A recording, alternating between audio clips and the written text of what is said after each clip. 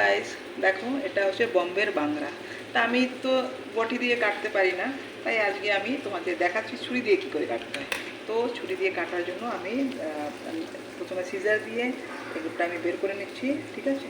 তো করার পরে আমি কিন্তু বটি দিয়ে ভালো পারি না বলে আজকে আমি এটা ইয়ে করছি।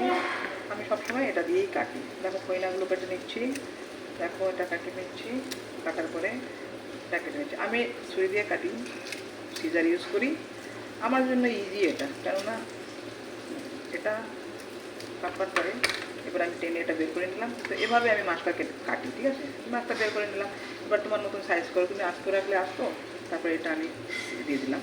আর কই না হলে আমি এভাবে বের করি। তো এটা আমার মাছ ফ্রাই হয়ে গেল। এভাবে আমি সব মাছগুলো কেটে নেবো। দেখো একটা আগেই কেটে রেখেছি। আর এটা কি ফিশ? বাংলা, বম্বের Bangla fish, dry fry masala, আমি খুব সুন্দর। দেখো এই দেখো আমি এটা ধনিয়া পাতাতে ফ্রাই করছি।